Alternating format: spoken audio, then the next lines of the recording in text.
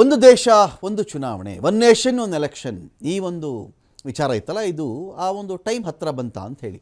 ಎಷ್ಟು ರಾಜ್ಯಗಳು ಇದಕ್ಕೆ ಒಪ್ಕೊಳ್ತವೆ, ಎಷ್ಟು ರಾಜ್ಯಗಳು ಒಪ್ಕೊಳ್ಳಲ್ಲ, ಇದೊಂದು ವಿಚಾರ ಒಂದು ಕಡೆ ಚರ್ಚೆಯಲ್ಲಿದೆ. ಎಲ್ಲ ರಾಜ್ಯಗಳಿಗೆ ಕನ್ವಿನ್ಸ್ ಮಾಡುತ್ತಾ ಕೇಂದ್ರ, ಅದು ಒಂದು ಕಡೆ ಚರ್ಚೆಯಲ್ಲಿದೆ. ಲೋಕಸಭೆಯಲ್ಲಿ ರಾಜ್ಯಸಭೆಯಲ್ಲಿ ಪಾಸ್ ಮಾಡಿಕೊಳ್ಳುವುದು ಬೇರೆ, ಇದರ ಸಾಧಕ ಬಾಧಕಗಳು ಇನ್ನೊಂದು ಕಡೆ ಇದ್ದೇ ಇರುತ್ತೆ. ಆದರೆ ಆ ಟೈಮ್ ಹತ್ತಿರ ಬಂದಿದೆಯಾ ಅಂತ. ಒಂದು ದೇಶ ಒಂದು ಚುನಾವಣೆ ಅನ್ನೋ ಒಂದು ವಿಷಯಕ್ಕೆ ಸಂಬಂಧಪಟ್ಟಂತೆ ಮಸೂದೆ ಇತ್ತಲ್ಲ, ಈ ಮಸೂದೆಗೆ ಮೊದಲಿಗೆ ಕೇಂದ್ರದ ಕ್ಯಾಬಿನೆಟ್ ಎಸ್ ಅಂತ ಹೇಳಿದೆ. ಎಸ್, ಇದಾಗಬೇಕು, ದೇಶದಲ್ಲಿ ಒಂದೇ ಚುನಾವಣೆಯಲ್ಲಿ ಒಂದು ದೇಶ ಒಂದು ಚುನಾವಣೆ ಅಂತ ಹೇಳಿ. ಶೀಘ್ರದಲ್ಲಿಯೇ ಸಂಸತ್ನ ಲೋಕಸಭೆಯಲ್ಲಿ ಇದನ್ನು ಮಂಡನೆ ಮಾಡುವಂಥ ಸಾಧ್ಯತೆ ಇದೆ. ಇದೇ ಚಳಿಗಾಲದ ಅಧಿವೇಶನದಲ್ಲಿ ಇದು ಮಂಡನೆ ಆಗಬಹುದು. ಈ ಬಗ್ಗೆ ಮಾಜಿ ರಾಷ್ಟ್ರಪತಿ ರಾಮನಾಥ್ ಕೋವಿಂದ್ ಸಮಿತಿ ಶಿಫಾರಸು ಕೂಡ ಮಾಡಿತ್ತು. ಆ ಶಿಫಾರಸುಗಳನ್ನು ಇವತ್ತು ಕೇಂದ್ರದ ಸಚಿವ ಸಂಪುಟ ಅಂಗೀಕರಿಸಿದೆ. ಲೋಕಸಭೆಯಲ್ಲಿ ಸ್ಪೀಕರ್ ಅನುಮತಿಯನ್ನು ಪಡ್ಕೊಂಡು ಇದನ್ನು ಚರ್ಚೆಗೆ ಒಳಪಡಿಸುವ ಸಾಧ್ಯತೆ ಇದೆ. ಏನೋ ಅದನ್ನು ಪ್ರೆಸೆಂಟ್ ಮಾಡಿದ ತಕ್ಷಣ ಅದನ್ನು ಅಕ್ಸೆಪ್ಟ್ ಮಾಡಿಬಿಡಬೇಕು ಅಂತಲ್ಲ.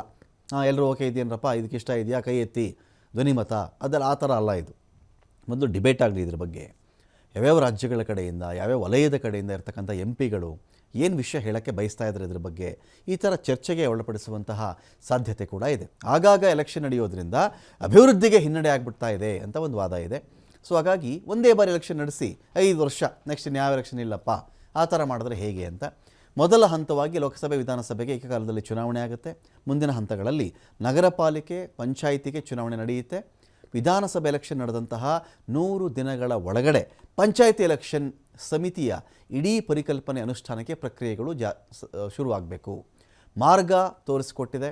ವ್ಯವಸ್ಥೆ ಅನುಷ್ಠಾನಕ್ಕೋಸ್ಕರವಾಗಿ ಈ ಎಲ್ಲವನ್ನು ಕೂಡ ನಾವು ಮಾಡಬೇಕಾಗತ್ತೆ. ಸಂವಿಧಾನಕ್ಕೆ ಕನಿಷ್ಠ 18 ತಿದ್ದುಪಡಿ, ಅಮೆಂಡ್ಮೆಂಟ್ಸ್, 18 ಅಮೆಂಡ್ಮೆಂಟ್ಸು ಬೇಕು ಕಾನ್ಸ್ಟಿಟ್ಯೂಷನ್ಗೆ ಅಂಥೇಳಿ ಅದರ ಅಗತ್ಯದ ಬಗ್ಗೆ ಕೂಡ ಇಲ್ಲಿ ಶಿಫಾರಸು ಕೇಳಿಬಂದಿದೆ. ರಾಮನಾಥ್ ಕೋವಿಂದ್ ಅವರು, ಭಾರತದ ಮಾಜಿ ರಾಷ್ಟ್ರಪತಿಗಳು, ಅವ್ರ ವಾದ ಏನು ಅಂತ ಹೇಳಿದ್ರೆ, ಇದೊಂದು ಗೇಮ್ ಚೇಂಜರ್ ಮಸೂದೆ ಆಗಿಬಿಡುತ್ತೆ. ಎಲ್ಲ ಪಕ್ಷಗಳಿಗೂ ಕೂಡ ಇದರಿಂದ ಅನುಕೂಲ ಆಗುತ್ತೆ. ಯಾವುದೇ ಒಂದು ಪಕ್ಷಕ್ಕೆ ಅನುಕೂಲ ಮಾಡಿಕೊಡೋದಲ್ಲ, ಇದು ಎಲ್ರಿಗೂ ಅನುಕೂಲ ಆಗುತ್ತೆ. ಇದು ದೇಶದ ಅಭಿವೃದ್ಧಿಗೆ ಪೂರಕವಾಗಿರತಕ್ಕಂಥ ಮಸೂದೆ ಅಂತ ಅವ್ರು ಹೇಳ್ತಾ ಇದ್ದಾರೆ.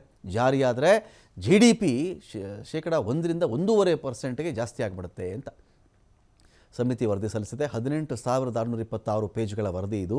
ಕೋವಿಂದ್ ಸಮಿತಿ ಸಲ್ಲಿಸಿದೆ. ಇದನ್ನು 2023 ಸೆಪ್ಟೆಂಬರ್ 2ರಂದು ಕೋವಿಂದ್ ಅವರ ಅಧ್ಯಕ್ಷತೆಯಲ್ಲಿ ಉನ್ನತ ಮಟ್ಟದ ಸಮಿತಿ ರಚನೆ ಆಯಿತು.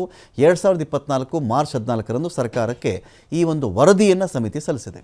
6 ರಾಷ್ಟ್ರೀಯ ಪಕ್ಷಗಳು, 33 ರಾಜ್ಯ ಪಕ್ಷಗಳಿಂದ ಸಲಹೆಯನ್ನು ಸಮಿತಿ ಪಡ್ಕೊಂಡಿದೆ.